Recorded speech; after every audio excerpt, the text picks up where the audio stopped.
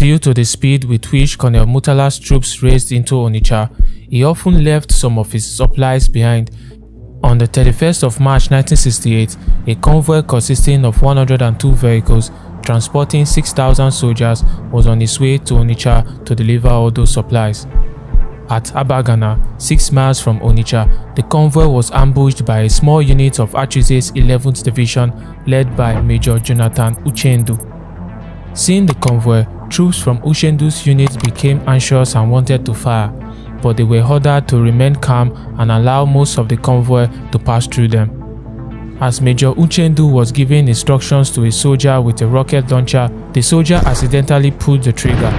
The rocket went straight to a gasoline tanker in front of the convoy and ignited an explosion that engulfs the entire fleet. Many troops from the Nigerian 2nd Division are charred. The surviving Nigerian soldiers, who had already crossed over into the Biafran line, panicked and ran in different directions in total confusion. Most of them were attacked and killed by the Biafran soldiers. The ambush at Abagana was the greatest ambush throughout the Civil War. The Nigerian army suffered its single heaviest loss that day. The result of the ambush provided a much needed boost to the Biafran morale, but in real terms, it did very little to order the gradual reduction of Biafra into a diminishing enclave. Colonel Murtala Muhammad's 2nd Division suffered a lot of casualties throughout the war.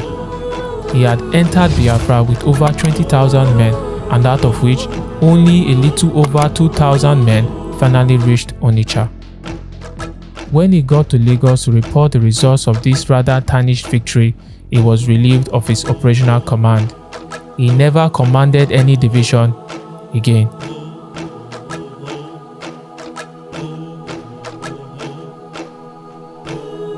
The international political opinion varied very little throughout the war. The major international powers remained generally sympathetic but steadfast in their refusal to recognize Biafra. This movement was led primarily by Britain under Prime Minister Harold Wilson. Britain claimed that its support for Nigeria was in the interest of the country's economy, but a closer look at the map of Biafra indicates otherwise. You see, the bulk of the Nigerian foreign exchange was derived from oil, with its major installations located in the east, and the likes of Shell and British Petroleum, then partly owned by the British government, was the largest producer of oil in the country. The war reminded the British of their biggest investments in the country, which was the Nigerian oil, and so the former colonial masters ended up providing the bulk of the necessary war materials to the federal side. However, the British were reluctant to conclude any deals on aircraft, fearing an escalation of the war if modern fighter jets and bombers were introduced to the conflict. This offered the Soviet Union the opportunity to tender its assistance. The Soviets supplied the Nigerians with a lot of aircraft, but under the condition that they should only be flown by Egyptian pilots. In August 1967, President Gamal Nasser of Egypt sent some troops of the Egyptian Air Force to fight for Nigeria. The tendency of the Egyptian pilots to indiscriminately bomb the Biafran civilians proved counterproductive in the propaganda war, as the Biafrans did their best to publicize cases of civilians killed by the Egyptians. However, in the spring of 1969, the Nigerians replaced the Egyptian pilots with pilots from East Germany, who proved to be considerably more competent. The United States foreign policy on the matter tended to follow the British in terms of withholding recognition and support for Biafra, but no organization influenced the international response more than the Organization of African Union. The official position of the OAU tended to be determined by the collective attitude of majority of 2/3 of its members, all of whom maintained that the Nigerian Civil War was an internal affair. With this, a general reluctance to accept the breakaway region of Biafra ensued amongst most African countries.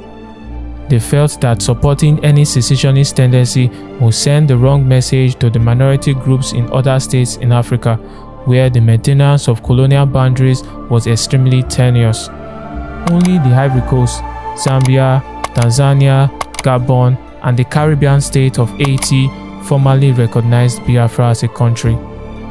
Although France did not officially recognize the sovereignty of Biafra, it provided weapons and mercenary fighters and other assistance to Biafra.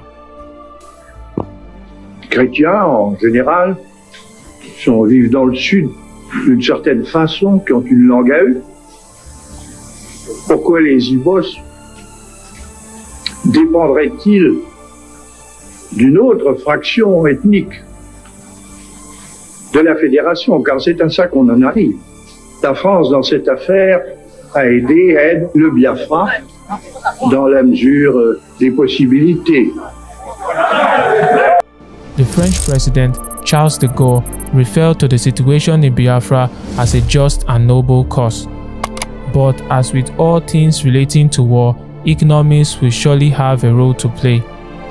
The French oil company Safrap laid claim to 7% of Nigeria's petroleum supply, and since the majority of the country's oil reserve lie in Biafra, they felt that supporting the secession might place them in a comfortable position if it ended up becoming a reality.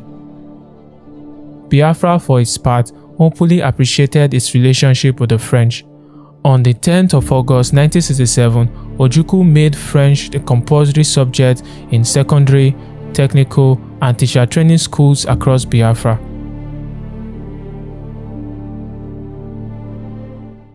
We shall never go back to Nigeria again.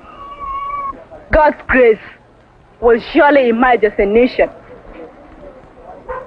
And so, as far as this war continues, we'll fight to the last man.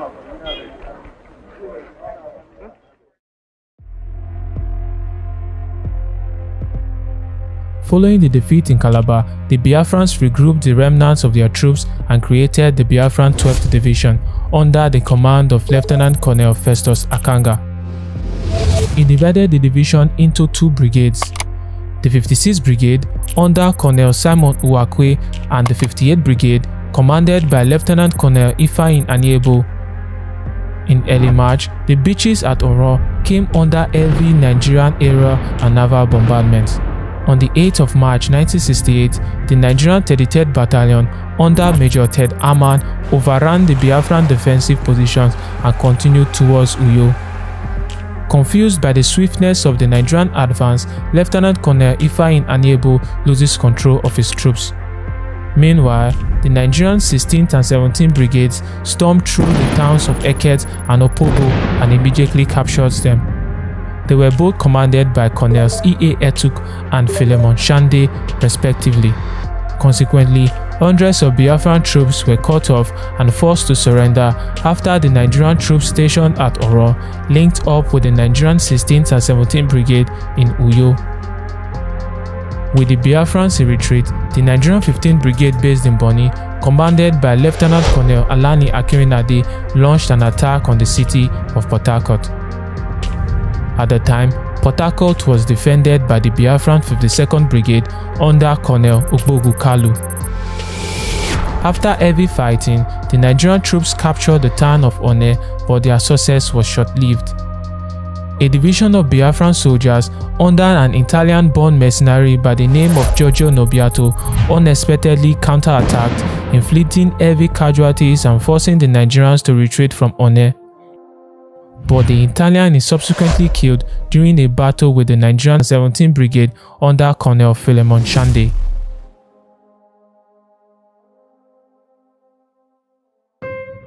The Nigerian 17th Brigade followed up its success by capturing the town of Afam, whose power station provided much of Biafran's electricity.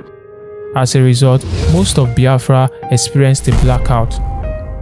As the Biafran lines around Port Harcourt continue to crumble, a message is sent over Radio Biafra for the defense of the city. The one wants Port Harcourt.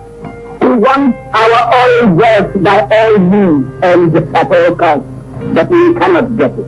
Port Harcourt signifies our freedom, our faith in God, and our unflinching determination to survive. By early May, Ojukwu replaced Colonel Ogbogu Kalu with a competent Biafran commander, Lieutenant Colonel Joe Achuzie, and placed him in charge of defending the city. Achuze's arrival intensified the Biafrans, but soon Port Harcourt came under heavy Nigerian artillery bombardment and the Biafran troops fiercely resisted. During 5 days of heavy fighting, Port Harcourt's airport and army barracks changed hands on numerous occasions, but by the 19th of May, most Biafran troops had pushed out of the city into the surrounding areas. It was here, at the Battle of Okrika, that the foremost minority rights activist and leader of one of the earliest armed militias of southern Nigeria, Major Isaac Adakaboro, was killed. He was recruited into the Nigerian army to fight against his own people. Undeterred by the Nigerian advancement, Achuze continued to fight against the troops from the 17th and 14th Brigades. He narrowly escaped death after almost being run down by an armored car. In the end, his troops abandoned the fighting and retreated to the town of Igrita, north of Port Harcourt. And so, the city of Port Harcourt was captured by the Nigerians, cutting off Biafran's main access to the sea.